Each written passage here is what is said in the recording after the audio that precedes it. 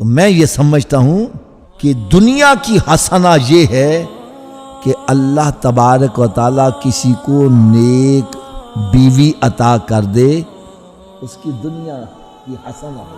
اور نیک بیوی کون ہوتی ہے، اس کی پہچان کیا ہے؟ نیک بیوی کون ہے؟ جو حقوق اللہ کا بھی خیال رکھتی ہے، حقوق العباد کا بھی خیال رکھتی ہے۔ میرے آقا صلی اللہ علیہ وسلم نے ارشاد فرمایا، نیک بیوی وہ ہے کہ شوہر جب بلائے انکار نہ کرے، شوہر کی فرما برداری کرے۔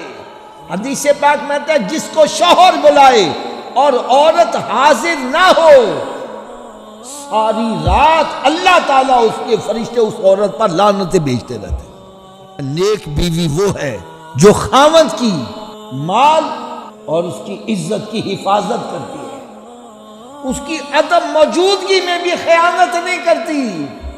نیک بیوی شکر گزار ہوتی ہے، ناشکری نہیں ہوتی۔